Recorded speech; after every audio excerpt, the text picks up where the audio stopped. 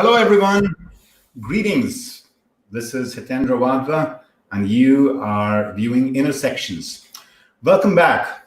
At Intersections, our aspiration is to create that moment, that opportunity in the middle of our week where we can have our lives, our thoughts, our spirit come together to explore some of these questions, these aspirations, these hungers that we have about how to really advance to our full potential as individuals, as organizations, as communities, and as the planet. And I also like to call it intersections because our aspiration here is to dissolve boundaries and to allow us to be open to fusing at times what seems in the world to be opposites. Today, that kind of fusion will come from studying the interface between business and life. And it is great to have so many of you sharing your greetings in the chat window. I encourage all of you to do that so that we hear from you. Say hello to each other.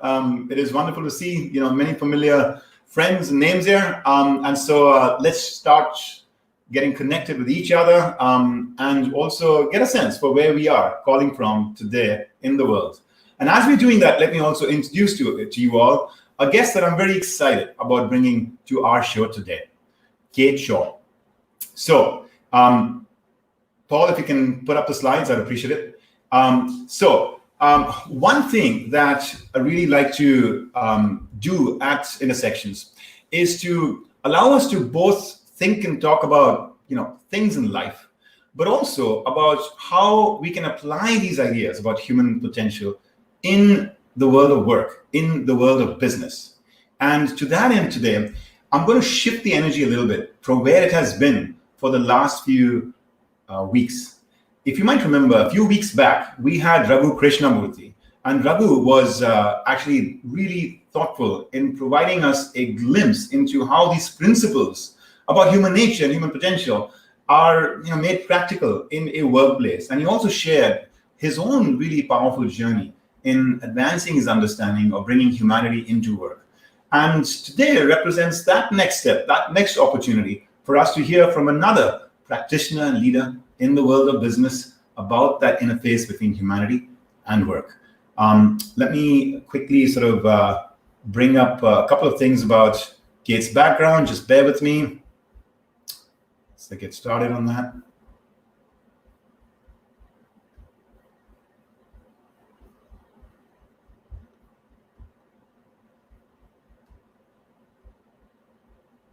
Okay, so Kate is the director of learning at Airbnb.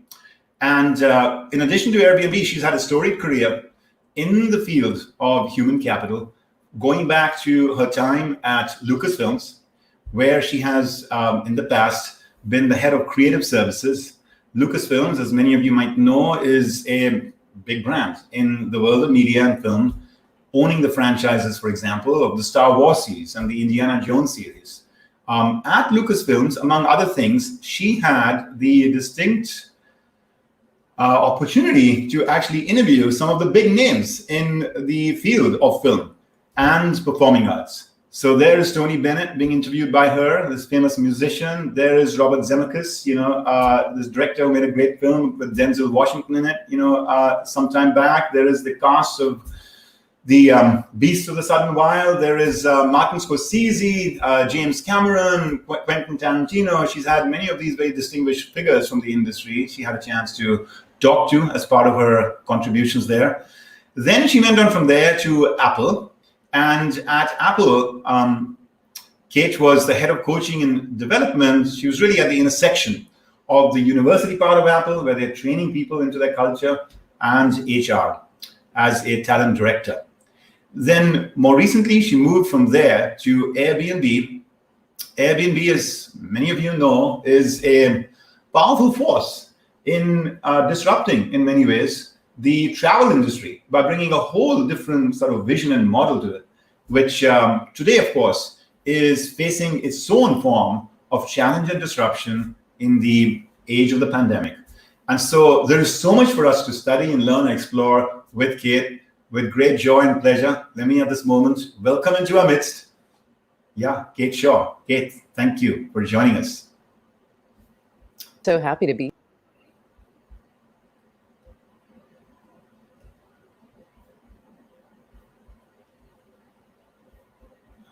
Okay, Kate, I think we are finally here with you with a small little technical glitch. So you were just saying something to start us off. Oh, yeah. Again. Yeah. Thank you so much for having me. I'm so happy to be here. And I'm so thrilled to see so many people from all over the world joining us. This is great. I'm really excited for the conversation. Well, it's very much in the spirit of the kind of world that Airbnb has started to help us create, isn't it? Let's hope. Yeah, this is fantastic. Yeah, yeah. So, Kate, let's start from early in your career. We're going to come back and, of course, talk a lot about your time more recently at Airbnb. But what got you interested in the first place in wanting to pursue a career in the kind of fields that you have around talent and learning and development? Yeah. I think that so many of us find that careers are oftentimes accidental, and I would say that mine was somewhat accidental, if I'm 100% honest. As a younger person going into school, I thought I was going to travel the world. I thought I was going to be a diplomat, possibly go into jurisprudence as an academic. There was all sorts of ways in which I wanted to think about contributing to the world. And as luck would have it, I found myself for a spell after living abroad for a while, living in San Francisco and being surrounded by, frankly, a lot of friends who were artists and designers and filmmakers, and suddenly wondering, if these are the people who are in my community, why am I going to go and spend a bunch of time with people who are not, generally speaking, in my community? And ended up falling into a role through a referral through some friends to an administrative job at Lucasfilm. So I parted ways with my academic path and pursued a career in entertainment. I had grown up as a really big Star Wars nerd. And when I learned that Lucasfilm was in my own backyard and that I could actually contribute to the next wave of Star Wars films in some way, I was over the moon and then didn't look back. I was there for about 15 years total. Wow. There's certain moments in our life history that just stick with us, even though they might go back decades. And my first exposure to the Star Wars franchise is one of those moments for me. I was growing up in India, and somebody who we had known, who was from America, was kind enough to send to me and my sisters this little kind of gift package, which arrived at our home one day, which we opened with a lot of excitement, because at that time there wasn't a lot of commerce happening between India and other countries. India was a little bit more of a restricted economy. And so anything coming from abroad was like this magical, kind of opportunity for us to engage with the world. And it was a couple of these magnetic tapes that preceded CDs that you might remember. Yeah. It was a couple of those tapes. And they were just about like Star Wars, the first film that ever came out. And so it took a long time for us to ever get to the point where we actually watched the film, because at that time films were not released globally, at around the same time. But through that tape, we were hearing the sights and sounds of the film. And that has just stayed embedded in my mind, because it was just transporting us into this fascinating world, especially as a young child, you can imagine. So yeah, that's powerful. So what got you then to move from there to Apple? Yeah, I was there for quite some time. I oversaw technical and artistic education first at Industrial Light and Magic, and then also at our animation studio, as we set up a studio in Singapore and got into animated television. The role expanded over time. I had just the most amazing journey at Lucasfilm, and it was really a family. I mean, there were ways in which George Lucas had set up sort of an alternative to Hollywood, if you will, in Northern California. And there were ways in which it was, somewhat insular and protected from the rest of the film industry. And then lo and behold, one day he decided to sell the organization to Disney, invited Kathy Kennedy in to lead it, and which was an incredibly exciting development in the company's history for George to move on, for the company and the brand to land in the hands of another organization. But I also sort of took it as a sign that this, maybe this is a good time to move on. I'd been there for a long time. I knew the company was going to change a lot, and I was interested in seeing other things. And so with that, I made the decision to move on, and ended up landing at Apple, working with Joe Podolny, who's the dean of Apple University, and didn't look back. It was an amazing move. Apple is obviously a very storied name in the world of business, with the inextricable link to its founder, who was a visionary in business. Now, how has the culture at Apple, there are two questions that I have for you there. How has the culture at Apple, scaled from this one individual to something which is today like a huge enterprise? Yeah. And second, I mean, is it actually sustaining itself even beyond them? There were all these folks who were prognosticating Apple's ultimate demise after their visionary founder was no more. But it's grown from strength to strength. So can you talk a little bit about sort of that culture? Yeah. So Joel was really tasked with helping evolve Apple's culture. That was exactly why Steve Jobs had reached out to him and asked him to take on and create Apple University, was to not to ask people to continue to ask the question, what would Steve do, but what would Apple do? What is so ingrained in this company that everyone who joins this company really needs to know it so that they understand what makes Apple Apple.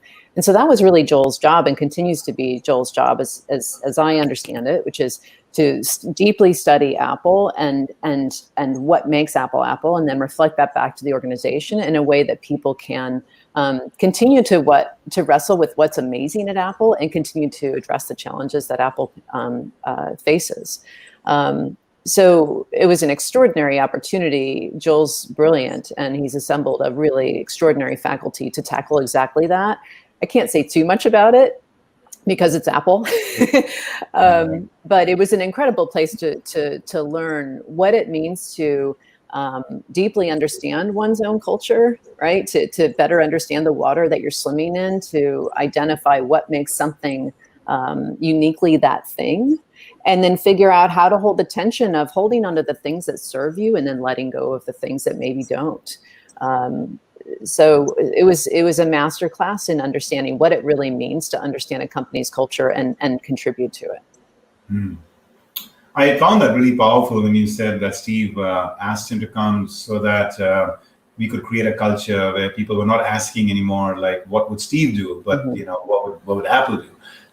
It reminds me of a quote that I once heard from him, where he said, when I hire somebody really senior at Apple, of course, they need to be competent. But what I'm really looking for is, will they fall in love with Apple? Because if they're in love with Apple, then they'll do what's right for Apple, not what's right for me or for them or anybody else. Yeah. And I remember hearing Tim Cook speak one day, and he talked about exactly that he joins companies to fall in love with them. And Tim Cook's been there for a long time now. He absolutely loves that company, and I think it shows in the way that he leads it. Yeah, wow. So we'll come to Airbnb very soon, but now you've been part of these two, storied cultures by the time that you're, at Apple for a few years. How did these experiences shape you? What did you learn about human nature, scaling, values in organizations, helping embed certain skills and qualities in people at that scale? What are some of the things that you've learned from these first couple of chapters of your professional life? Yeah, it's a really great question. I think that there were ways in which those companies were very different, but also ways in which they were very similar. And when I look back upon the two of them, they were both started by founders who were frankly trying to do something totally different, right? George Lucas was attempting to to create a studio well outside of the established film industry, so he could go and make essentially independent films at the time. It's hard to think of Star Wars sometimes for some of us as independent filmmaking, but you talk to independent filmmakers who know their film history, and that's exactly how they see him. Steve Jobs similarly was looking to really disrupt an industry and change the way that we think about computing, and those mindsets were both very much instilled into the cultures that they created. They were very much rebel cultures. They were places that were born out of thinking differently. And they also sat at the intersection, both of them, of art and technology, where there was always a tension between what is great design and what is great technology in a way that you don't always see in other tech companies. And I really appreciated that because I feel like as someone who has a strong orientation to design, but also has a strong need for technology in her life, like so many of us do, I appreciated the fact that there was always that tension in place in both of them. The technology at Lucasfilm was used for the purposes of storytelling, and technology at Apple was leveraged to create experiences for people to connect with one another and create things. And I would say the third thing is that they were both incredibly exacting cultures. They required a tremendous amount of functional and technical expertise, and they both also were just incredibly detail-oriented.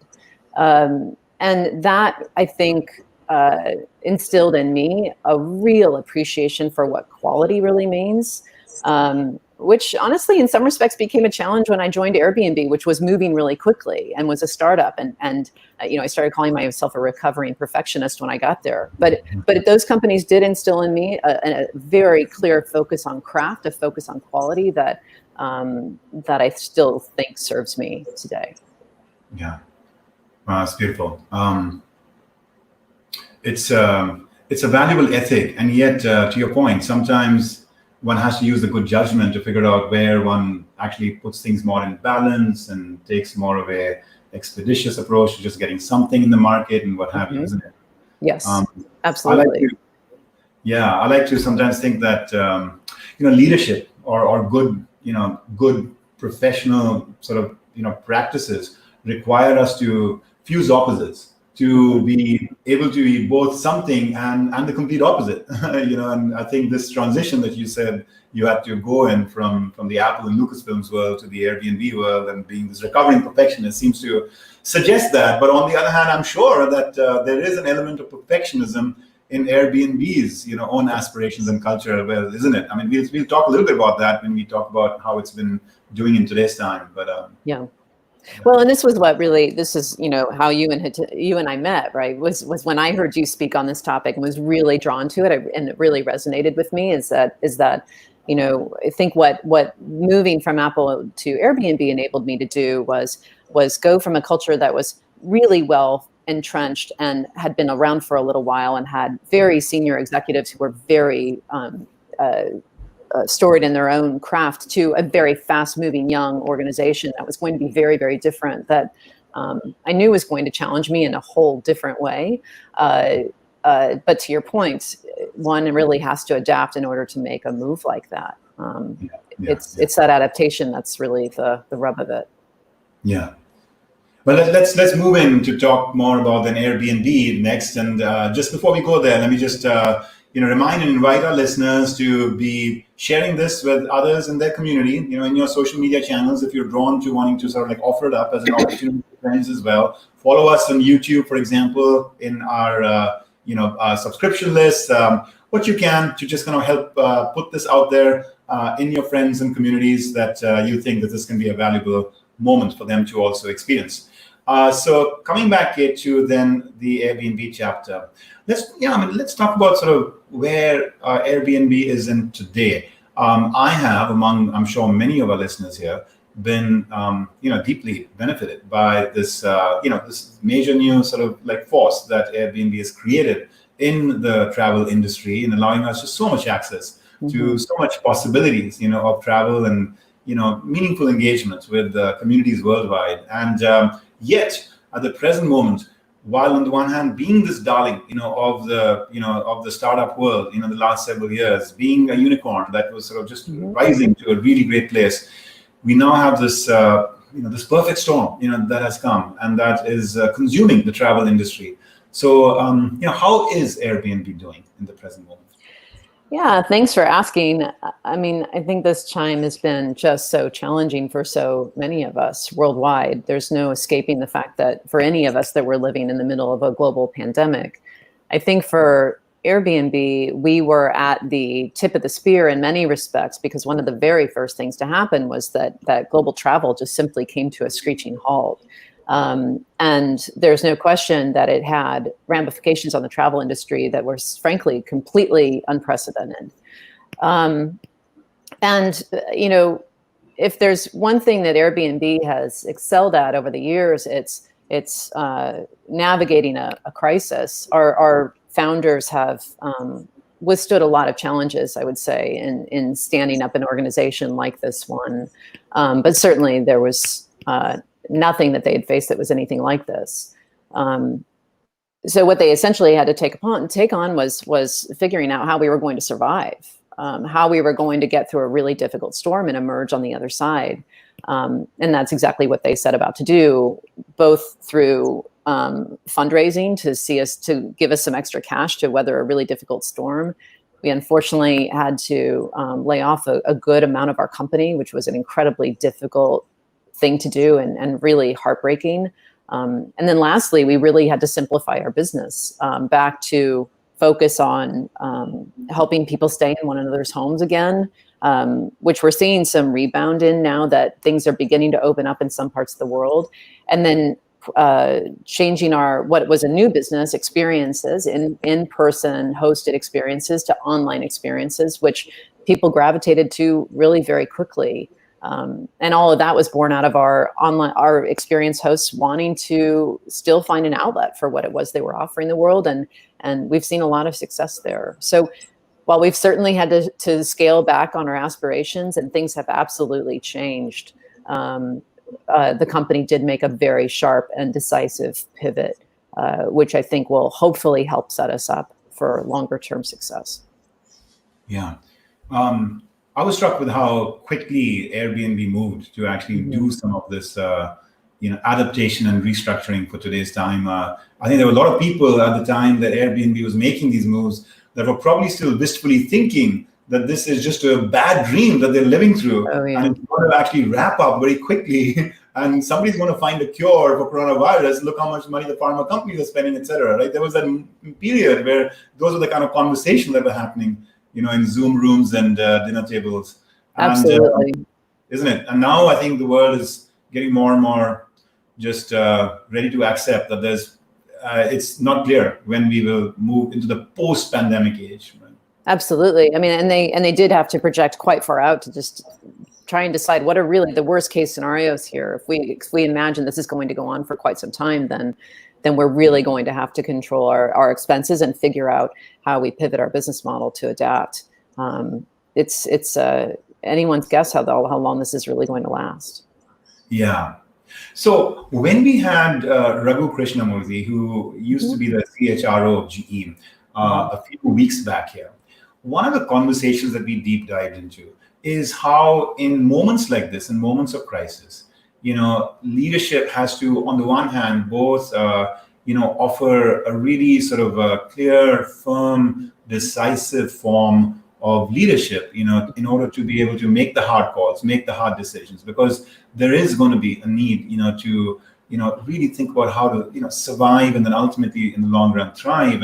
And that will require, at times, a preservation of resources or, certain just kind of like trade-offs that have to be made from time. But on the other hand, people are also looking for understanding, reassurance, a sense of connection, empathetic, kind of like person on the other side who's making the hard calls.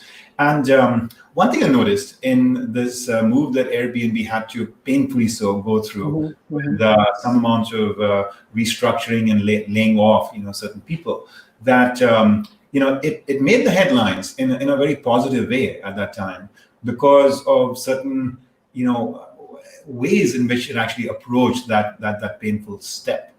And around the same time, there were, understandably so, certain other organizations that were facing the same issue and that actually made some very public missteps in a way that brought them, a fair amount of grief, from the recipients of that action on the other side, those people who got laid off, or then the media coverage, that resulted from it.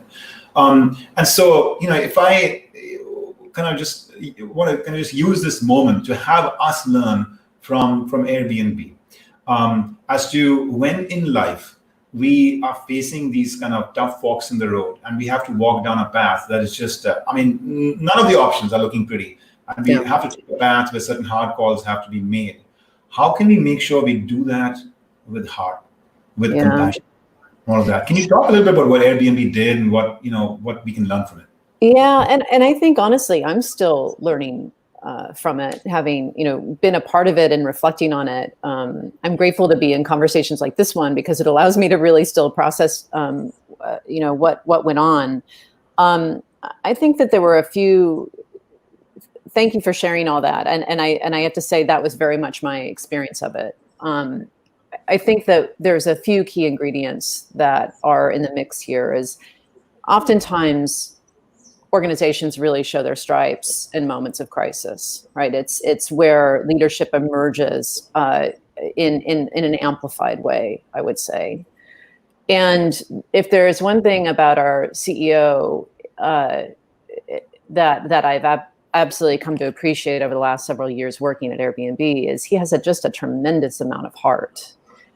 And that showed itself loudly and clearly throughout this whole process. I would say that, leading up to layoffs, there was a constant drumbeat of communications. He had a weekly CEO Q&A where he started to sort of lay out, this is what's going on in the organization. This is the reality of the industry, not pulling any punches really in terms of sharing the data about this is what's going on and this is how hard this crisis is really going to be. And at the same time, providing assurance that I am here to help make sure that this company survives and weathers the storm, and I'm confident will do so. But I have to tell you now that no options are off the table, right? So he was very, very transparent from the very outset, so that people could really understand how grave the circumstances were. At the time of the layoffs, it was incredibly important to him and for all of us who were involved in implementing them that they be done with as much compassion as possible. And I think the overriding sentiment was, with layoffs of that scale, you are watching incredibly talented people walk out the door. These were really, really difficult decisions. And so we made a series of steps to ensure that that it went as well as possible. One was to be as generous as we possibly could, given the circumstances, with the packages that we offered people who were leaving. Another was ensuring that absolutely every single person sat down in conversation with the leader to let them know that their job was going away. We did absolutely no group notifications.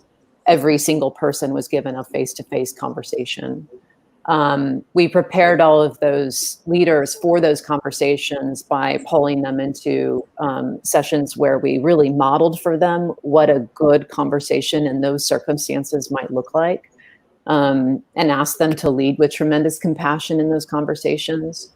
I think one of the risks so oftentimes is that we know that there are certain things that legally one has to say in those conversations, but if you lead with that, the way that you impact someone gets really truly lost. And the impression we really wanted to help people walk away with was that people will not remember what they said. They will remember how you made them feel in that moment. And the most important thing was to show up with as much heart and compassion as possible, and to use our own language to be a charitable host to someone in really difficult circumstances.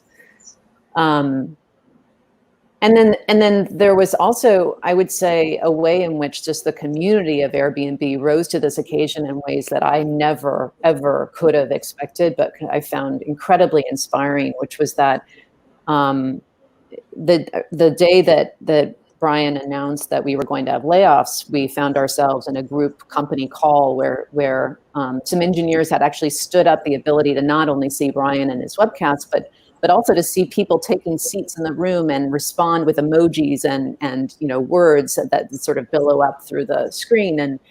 And the day that he announced layoffs, the screen just filled with hearts and tears. That was the emotion that was revealed in that communication from people within Airbnb. And we didn't ask those, and he told them that day that layoffs were unfortunately going to happen. They were going to start that afternoon. And that people would be sitting down for conversations with people to let them know that they were impacted, if in fact they were. The other piece that I think was really important was that we started those notifications on a Tuesday and asked people to stay through the following Monday. Oftentimes when you see a layoff, people's privileges are immediately revoked and they're walked out the door with a box.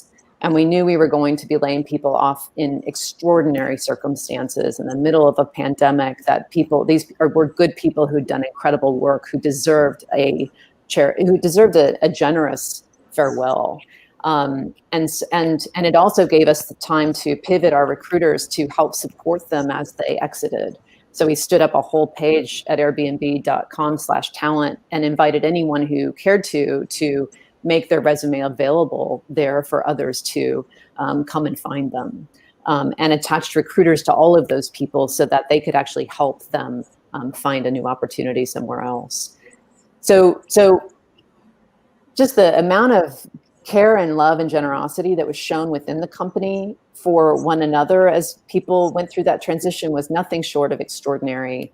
And the level to which our CEO made himself available to help usher people through that process, again, extraordinary. Before people left and after they'd been notified, he had another CEO Q&A to say his goodbyes and his thank yous and to communicate how much they'd meant to him. And when you see your CEO on a screen in tears, it's real. And he didn't try to hide it. And I really appreciate that about him. I don't doubt it's one of the hardest things he'll ever have to do. But if there's I realize I'm going on, but I think that there's a story here to be told around how compassionate one can be and what the results look like when you do it well. I'm still blown away by what I saw. Wow, thank you for sharing that, Kate. It is such an inspiring lesson in making the hard calls and business the right way. Mm-hmm. And I'm moved and also inspired to kind of work with you a little bit towards really reinforcing some of the lessons from the story for myself and for our audience. So I'm just going to offer up a couple of perspectives on what I just heard from you, and tell me these make sense in the way you think about sort of what's happening here. So the first lesson that I'm learning from here is that the leader here, Brian in this case, the founder, and I'm guessing it is reflected then through the ranks as well. Mm-hmm. Has to come into a moment like this already, perhaps with a certain base of trust, a certain sort of set of experiences that people have experienced with this leader that already make them recognize that, this leader has heart. This leader does care. This leader is making some harsh decisions, which might actually put me on the wrong side of the outcome. But I can trust, based on everything I've seen with this leader in the last several years, that it must be coming from a good place. So I'm guessing that behind this particular moment, there must have been some lived history and experiences and stories about how the culture has worked and how he has behaved, perhaps in the past, that brought people to that point where they started to use those emojis of hearts and tears and all that. Does that make sense? Yeah, I think that's absolutely true. I mean, I think every CEO has so many tensions to manage to the point of the lessons that you share with the rest of us. And there is no questions that Brian has absolutely been a very hard driving leader at times. You don't create a company of this size, of this magnitude over such short a period of time without having just incredible dogged determination and extraordinary vision. I think that to the point of the tensions that one manages, at that moment, he absolutely knew this was about heart. This was about humans, that this was about, honoring what Airbnb is really all about, which is really trying to build more humanity into the world of travel. He knew that this was the moment to build humanity into a process that normally isn't very human, frankly. And so I just was really impressed with how he showed up in those moments. He pivoted into, and it's not that he hasn't shown these parts of himself before, he absolutely has. I think he really believes in the mission of the company and what Belong Anywhere is really meant to be about. But boy, his ability to turn his attention to belonging at Airbnb was really profound. It's beautiful. Now you take that as a starting point. The next piece I'm hearing from you is to recognize that in moments like this, where one is actually needing to clearly inflict some amount of, if you want to call it material pain, on certain people, certain things that not going to happen anymore. You're not going to be employed here anymore. So that doesn't mean that one has to withdraw one's heart, that That's one right. has to pull back from compassion. And you talk, about the legal terms that have to be communicated and all of that, but there's no reason why, again, the heart and the compassion cannot be there, right? So that's the second lesson I'm learning from this, which is it is possible. It is possible to do both of those things at the same time, and to walk into the situation with that aspiration. And here's a thought that comes to my mind is that what we have to recognize is that people are not merely optimizers and maximizers of some material outcome. They're also seeking to maximize, if you want to call it, the spiritual, the emotional, the psychological aspect of their experience at work or in a relationship or in a chapter of their lives. Yes. Right? And if I cannot, have boundless material resources at a time when my company is dramatically shrinking in its business with a pandemic around me, I still have boundless access to the spiritual, the emotional, the psychological. And maybe that's a currency in which I can continue to honor and nurture the human spirit. And what I noticed in this case, for instance, in some of the, for example, posts that Brian was putting out there in social media, some of the quotes I've seen, the points that you were making here, is that he was really honoring these people who were leaving the organization. He was helping them feel good about themselves rather than feel like this was a failure for me. He was reminding them that they've done some incredible work that will always live on, as they walk into the future, as a very treasured part of what they contributed, to the advancement of humanity. And so that, to me, that reaffirmation to say, yes, we are giving you this severance letter and all that, but actually you're an incredible person. You've done incredible work here. We're going to broadcast how proud we are of all of you and encourage other great organizations to hire you if they can. Anyway, so that aspect of just nurturing and reaffirming the human spirit and inviting them to go on a hero's journey. And to enable them to walk out the door with tremendous pride. Yes. I was on a call in the days between the days that people were notified and the day that people left. I was on a call with a group of people who were processing this news, in sort of a group scenario. And one woman shared that she'd been laid off from a previous employer, and the loss of pride that she experienced back then was still haunting her, because of the ways in which she'd been told that she was losing her job.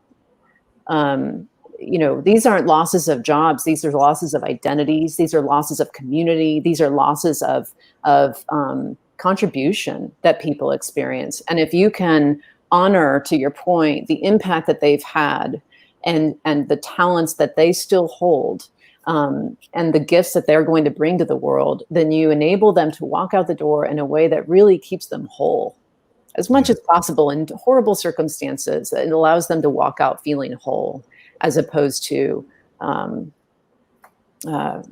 deeply hurt. Yeah. There's one of our listeners who's mentioned in a past part of the chat that her daughter has an Airbnb that she runs. And she said, my daughter is in such good company. There is a heart here, which is wonderful for business in the long run. Mm-hmm. So I think you're really helping strike a chord here with our audience. There is, one of our listeners was asking, were you scared that you also could be fired? It's such a reasonable question. Sure. Yeah, I had a conversation with my own manager leading up to this, and I just said, I just have to know, if I don't know that you can answer, but I'm wondering if you can give me any early indication whether I will be impacted or whether anyone on my team will be impacted. And at the time she said, that is not currently the plan. That's not my intention. And then weeks went by, and we got caught up in just trying to figure out how we were going to execute on all of this. My team was incredibly busy, and I had to ask my talent partner the day before layoffs were going to be notified. I said, I just want to double check understanding, is this still in fact the case? Because I realized I hadn't double checked. And in a world where all these parts are moving, I was so focused, I realized, oh gosh, I could actually still be impacted. And he said, oh my gosh, no. I realized I'm sorry that you carried that. And I realized I hadn't. I'd kind of let go. I had been provided with enough reassurance that kind of saw me through. But I also became very tunnel vision focused on the task at hand, which was to help the company through a really tough time. Yeah, sure, absolutely. It was a little unclear how all this was going to go down. Right. The I'm thank you for sharing that very human moment about your own at that time. So just to kind of close out this really powerful moment that is providing so many lessons and inspiration to us. We've spoken about the leader just leading from the heart, just as part of who they are, having that genuineness, which then translates in a moment of crisis into something very real, which is the aspiration to make the hard calls, but still do them with a lot of that compassion, that heart in there.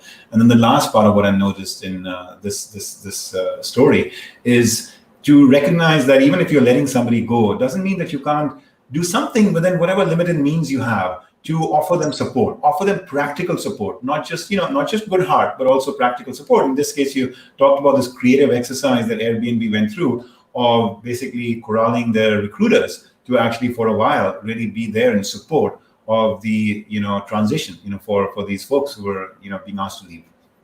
Yes. Yeah. And we stood up whole systems within the company, through Slack to say, and of which I'm still a part, that allows people to help people find jobs. So I've still seen Slacks from recruiters saying, hey, I've got a person looking for a job at this company. Does anyone have contacts there? So there's still active ongoing effort to help people find new places to land. Yeah. Wonderful.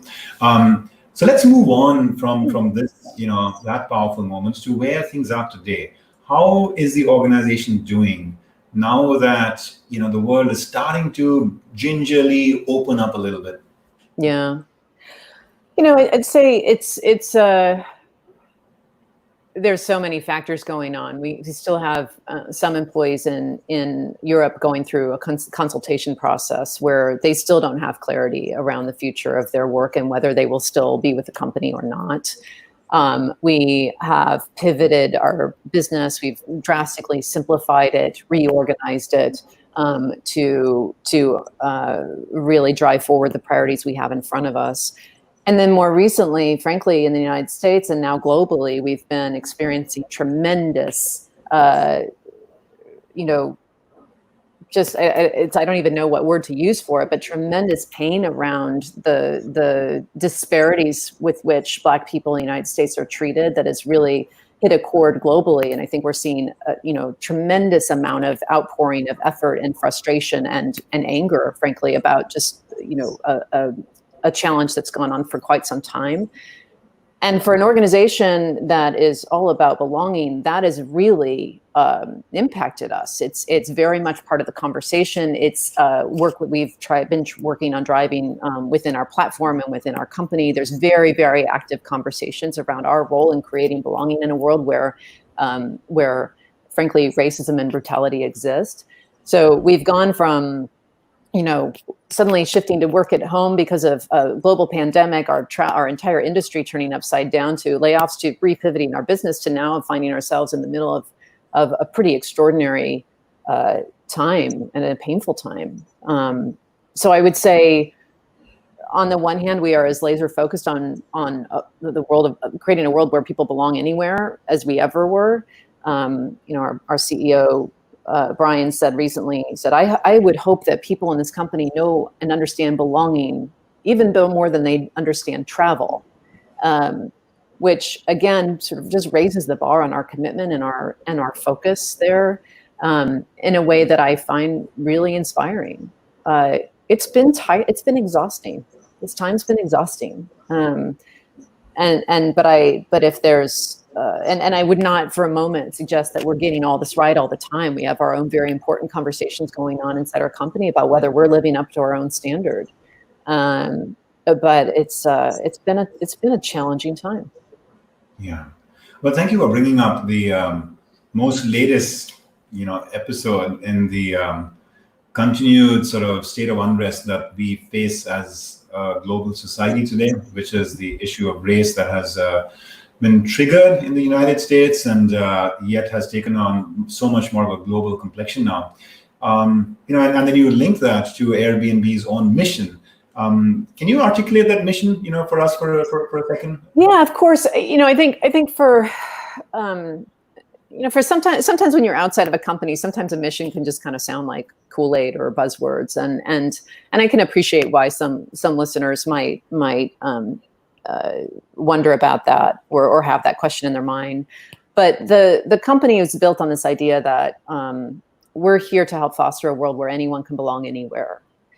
And the idea behind that is, oftentimes we go traveling around the world and we find ourselves in these places that are sort of sterile, where we're really not part of the community, where we're sort of held at a distance from the life that's really going on there.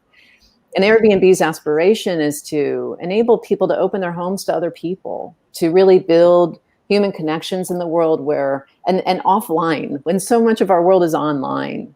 How do we create connections that are real world and offline, where people are connecting with total strangers and becoming friends, and gaining true understanding and appreciation for people who are very different from them? Yeah. So if that's our mission to belong anywhere, then the question became, well, if we're going to do that, we better do that inside. So then the question became, how do we create belonging here? And so we've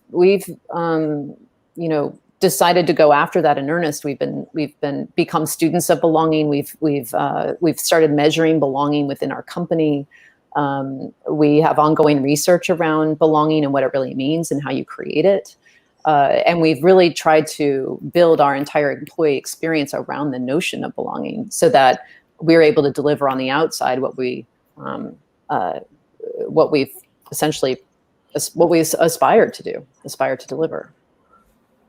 There's a talk that you gave with your colleague Andrea Robb on it probably must have been midstream in your kind of like research and practice around fostering a culture of belonging. Yeah.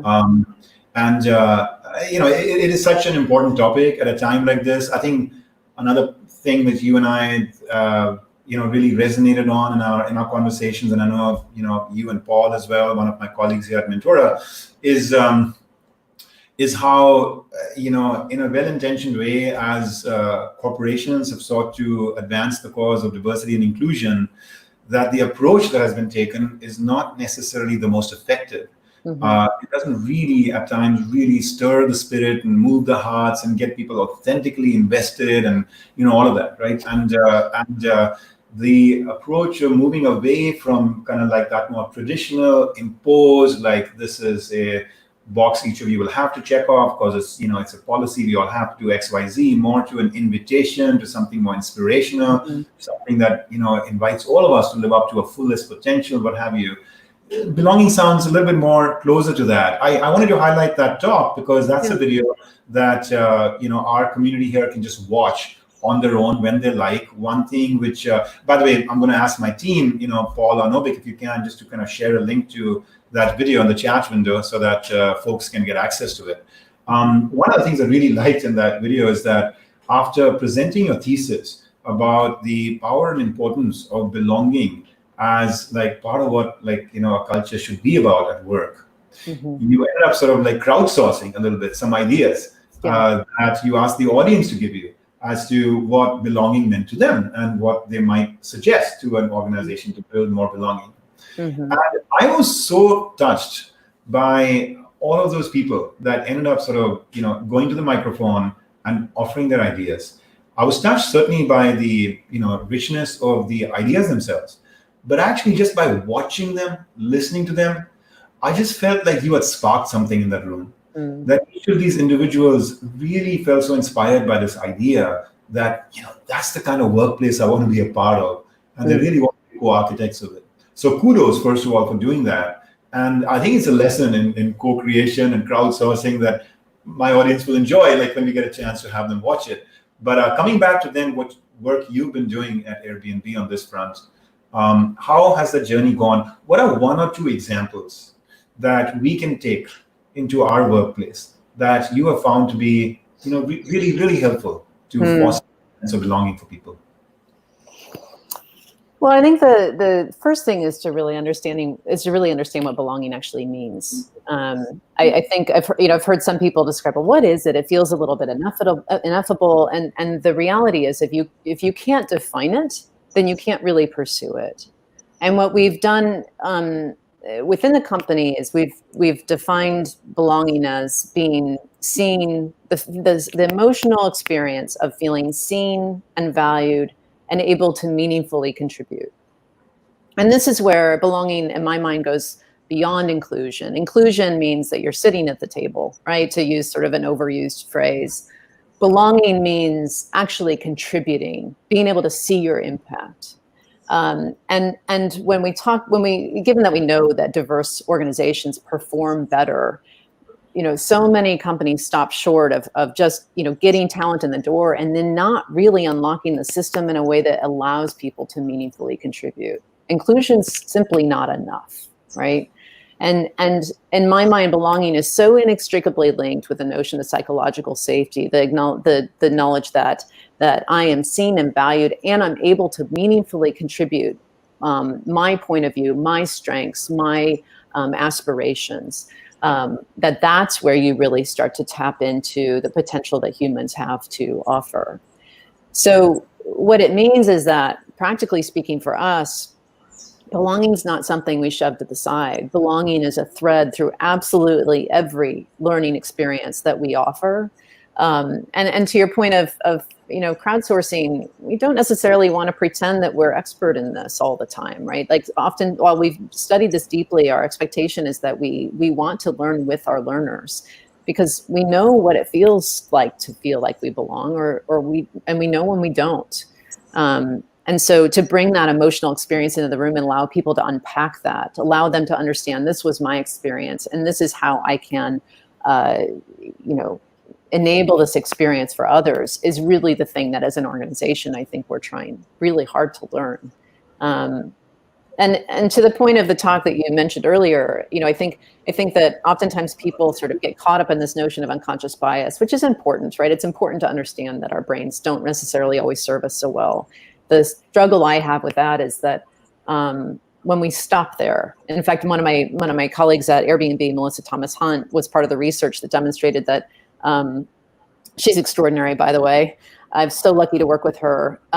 She was one of the researchers that demonstrated that when you introduce unconscious bias training, sometimes the outcomes are actually worse, right? You give permission, you normalize the fact that our brains don't work very well sometimes, that they make snap judgments about people, and people sometimes walk out the door actually discriminating more, not less.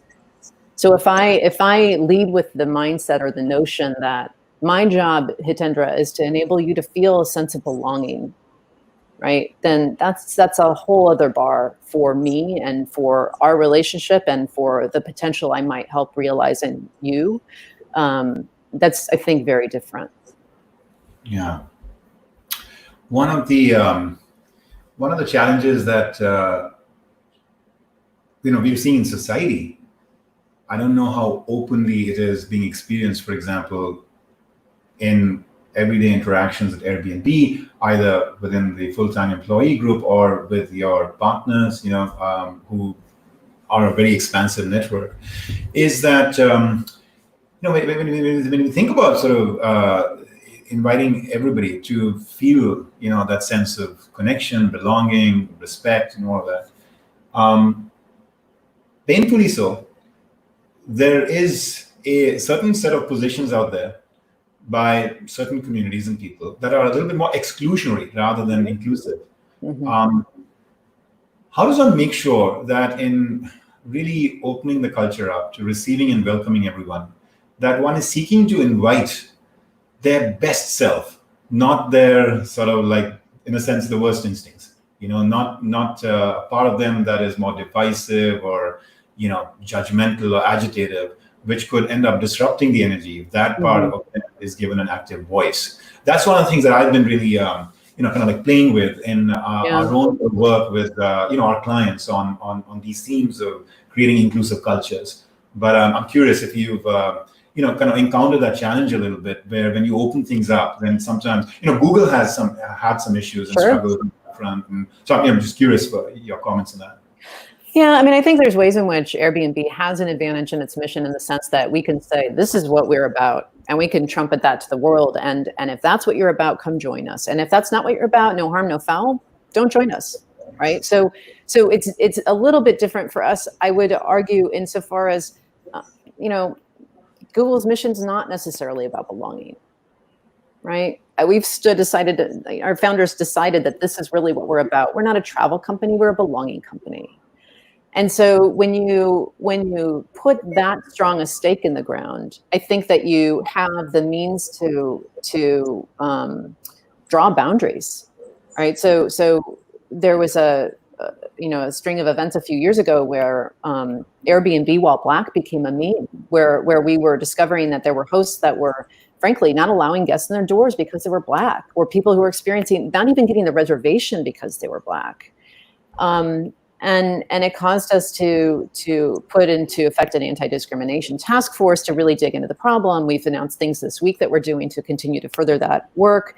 But we asked our hosts to say, we just put out an email to our hosts and we said, listen, we're about belonging. And if you're not, just go somewhere else. But if you're going to host, we want you to sign this commitment that this is what you're about, that you will welcome people into your home, regardless of what they look like. And we lost 1.3 million people off the platform when we did that. But it's a decision that we made. And so I think when you put stakes in the ground and you stand by them, then you attract the people that want to be a part of that. And if you don't attract the people who don't, then great. The rub becomes what happens when you do, what happens when you continue to find events like that.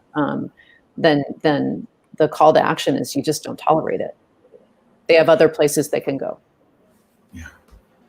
Yeah, that's a powerful lesson right there about recognizing that not everybody may be right for this, and being at peace with that and respecting them for who they are, but also drawing those boundaries.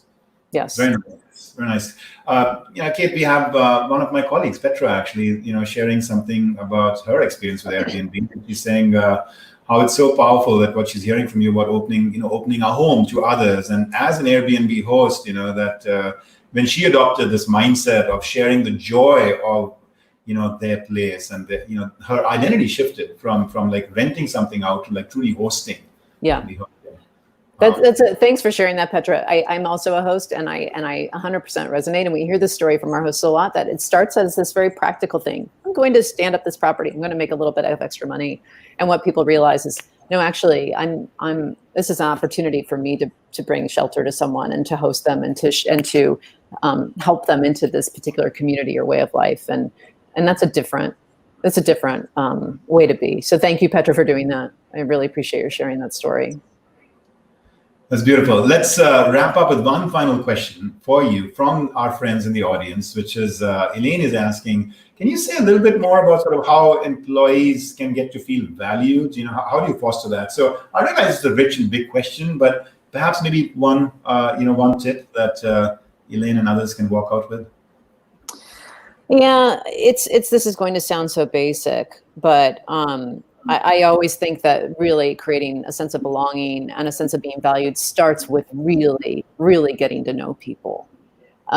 So we've held a lot of sessions with our managers and put tools in their hands to just sit down and interview you, Hitendra. Like, what do you care about? What are the things that you value most? What do you really hope to accomplish during your time here? How do you want to contribute to this mission? What does belonging mean to you? How would I know if you felt a sense of belonging at Airbnb, right?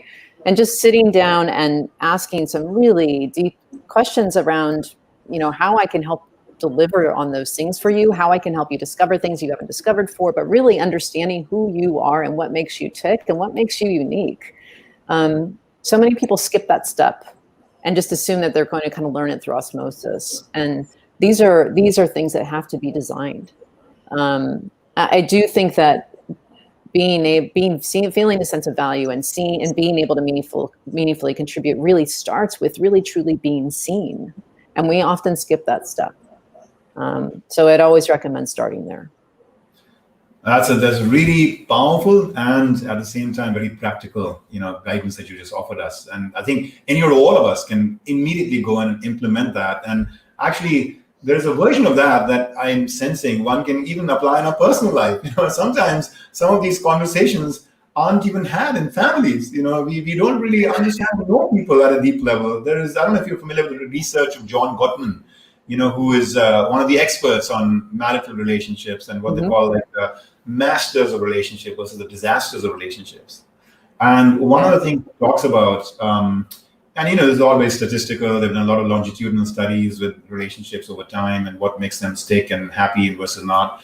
And one of the practices they found really that those who thrive in relationships really use is this kind of a deeper dive understanding, and he calls it like building love maps, which is like having like an understanding, like a way to navigate through the inner life of that other individual by over time discovering some of these aspirations, this life purpose, the things that really value, and things like that, which sometimes you feel like I must know them because I live with them. But actually, unless you go through that process of heartfelt discovery and inquiry and sharing, sometimes it's funny how much of those things just remain unspoken. Absolutely. And we don't gather those things by accident. We have to gather those things with a sense of purpose and intention. Otherwise, they just don't come. Life takes over and you're making coffee next to each other, but you're not necessarily understanding what's really going on in someone's heart or their mind. So absolutely. I love that. I love that love map idea. I'm going to have to look that up. Thanks for sharing that. Sure, my pleasure. And Kate, what's evident to me from this is that we got to have you back on the show. The clock has rung. It's the time that we sort of like should bring this to closure. Folks, I'm going to stay on with you for about 5 more minutes. So if you have that time, stay with me. Otherwise, you can always come back and watch the rest of this. We're going to be here for 5 more minutes. But I think, Kate, you've certainly done more than you do, here for all of us. I'm so grateful for the time. Thank you so much. And opening yourself up to this conversation. You offered us so much warmth, spirit, and real practical advice at a time when I know things must be, hard for Airbnb, hard for you, and we are cheering you on. We are looking forward to seeing, of course, the world come back into a good place, but for Airbnb to continue to adapt its ways in order to continue, to just live out its mission. One of the things that I like to talk about is that the purpose might stay the same, but then the outer expression of that can sometimes just, need to be adapted, for whatever conditions the world puts us in. And sometimes it scales up, sometimes down, sometimes pivots in this way, but the purpose stays the same. That's so right. I'm hearing that kind of a story from you about how Brian and all of you are seeking to navigate through today's times. Yeah, it's what gets you through. Yeah, so true. So thank you again. I think you're seeing a lot of expressions of everyone's very heartfelt appreciation for what you and this moment have meant to us, Kate. So thank you so much. We look forward to having you back. Excellent. It's so lovely being here. Thank you so much for having me. Our pleasure. Thank you.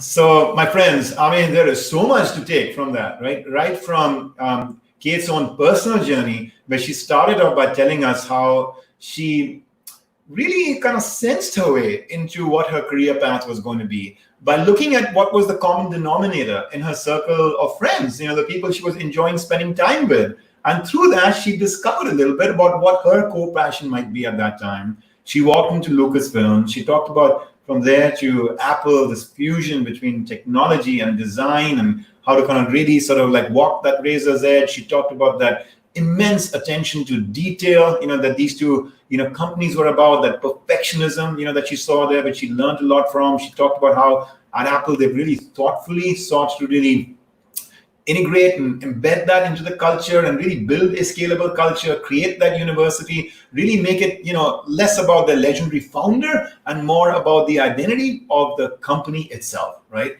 And moving from there on to Airbnb as a disruptive new force in the travel industry, and that incredible amount of heart and compassion with which very proactively certain hard decisions have been made. Now you might say, if I got a lot of heart, shouldn't that mean I keep postponing those tough decisions? Because I don't want to inflict pain on people, right? But here's an example of a great intersection between hard calls that one needs to make at times in life and in business, but also with tremendous sensitivity, grace, attention to detail, heartfelt compassion. This idea that people are not just merely seeking to maximize material outcomes, but also emotional, spiritual, psychological outcomes. And at least we can honor that part of them in the way we have the conversations. She talked about training the managers to actually be able to hold that space and have that conversation in the right way, with their people, right? She talked about just the thought and care Brian, the CEO and founder, kind of put into this kind of whole play, right?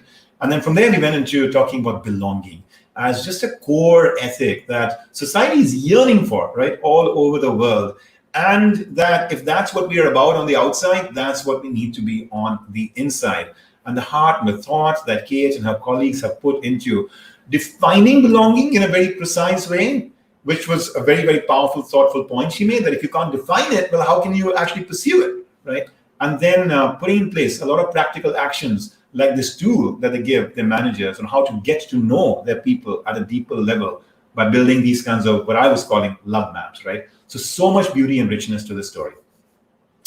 Next week, we will have with us a legend in the field of mental health, Dr. David Burns. It will be an incredibly powerful conversation at a time when so many people in the world are really struggling with mental health. There's a Washington Post article which talked about how, based on sort of statistics from a year ago to today, it is stark. For example, in America, the upswing in anxiety and in depression from about 8 or 9% of Americans who reported having those conditions to today, somewhere in the 25 to 31% range. And so it's an important topic. I'm sure that all of us are in some ways or the other impacted by it, either just temporarily drifting into those states or perhaps being in a more sort of enduring way, being caught in that grip, or knowing somebody around us, amongst our loved ones and colleagues who are silently or visibly struggling with that. I have known Dr. David Burns for many, many years. It is an incredible privilege to know him, to work with him, and I'd like to offer his wisdom up to all of you. I'm grateful that he's going to make this time. He's written a book called Feeling Good, which sold over 4 million copies. Like I mentioned, he's a living legend in the cognitive behavior therapy discipline. He's trained tens of thousands of therapists, and it's just like an incredible spirit as well. All right. And so I wish you well over the next week, and I look forward to having you back with us when Dr. David Burns joins us next week at the same time. All right. Thank you for being with us today. Godspeed. Namaste.